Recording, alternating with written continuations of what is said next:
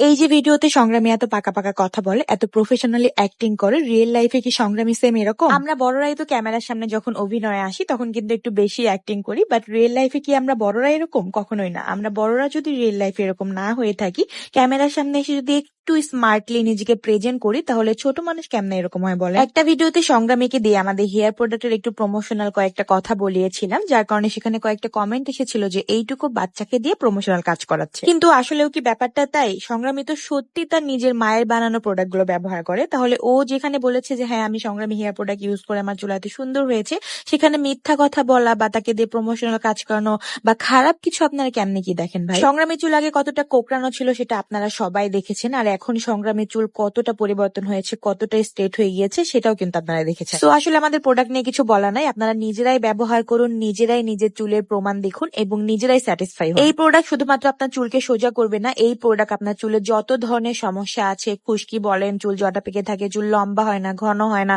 চুল পড়া বন্ধ করবে মাত্র 7 দিনে, সকল সমস্যার সমাধান দেবে এক কথায় আমাদের এই সংগ্রামী হেয়ার প্রোডাক্ট। প্রোডাক্টের উপর এখন কিন্তু চলছে 20% ডিসকাউন্ট, সাথে থাকছে ডেলিভারি চার্জ ফ্রি। তাই এখনই প্রোডাক্ট অর্ডার করে ফেলুন। পেজটা আমি ক্যাপশনে এন্ড কমেন্টে হোয়াটসঅ্যাপ নাম্বার দিয়ে রাখছি। এবার কক্সবাজারে এসে আমরা উঠেছিলাম ইনানির এই সাইডে সি পার্লে, সেখানে আমরা 3 দিন স্টে করি এন্ড 3 দিন পর আমরা আবার চলে যাই সুগন্ধার ওইদিকে এন্ড সাইমনে একদিন আমরা থাকি। তো আমরা সি পার্ল থেকে চেক আউট করে দেন সুগন্ধার ওইদিকে যাচ্ছিলাম। তো যাওয়ার পথে ভাবলাম যে কাজলের সাথে দেখা করে যাই এন্ড আমরা দেখলাম যে কাজল রাস্তার সাইডেই বসেছিল।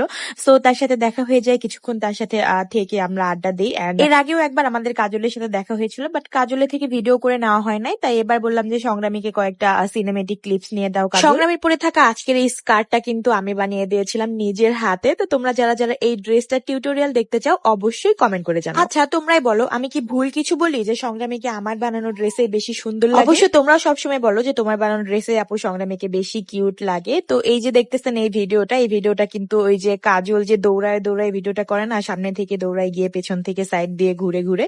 তো কাজল কিন্তু বেশিরভাগ সময় সবাইকে এই ভিডিওটা করে দেয় না, বাট সংগ্রামীকে এই সুন্দর ভিডিওটা করে দিয়েছিল, তার জন্য থ্যাঙ্কস কাজল। দেন আমরা সেখান থেকে কিছু সময় কাটিয়ে চলে আসি আলগুনিতে আমাদের লাঞ্চ করার জন্য। বাট আলগুনিতে ওই সবসময়ের মতো এত পরিমাণ ভিড় ছিল, আজকে একটু বেশি ভিড় ছিল ভাইরে ভাই।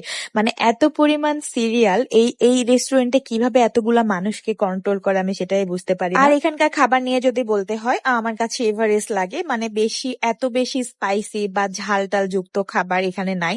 মানে সবগুলা খাবারই মিডিয়াম ঝাল, মানে আপনার এতটুকু ঝাল লাগবে না, তবে খাবারের কোয়ালিটি ভালো আছে অনেক। আলগুনিতে খাইতে বসার জন্য আমাদের মিনিমাম 15 থেকে 20 মিনিট ওয়েট করা লাগছে। দেন আমরা সিরিয়াল পাই এন্ড বসে যাই খাওয়া দাওয়া করার জন্য। তারপর খাওয়া দাওয়া শেষ করে আমরা চলে যাব সাইমনে এন্ড আমরা সুগন্ধায় থাকবো 1 দিন বা 2 দিন, দেন চলে যাবো বাসাতে। তো আজকে ভিডিওটা আপনাদের কাছে কার কেমন লেগেছে অবশ্যই কমেন্ট করে জানাবেন এন্ড আমার ভিডিওটি শেয়ার করতে ভুলবেন। ভিডিওটা শেষ করে দিচ্ছি এই পর্যন্তই। Thank you so much for watching.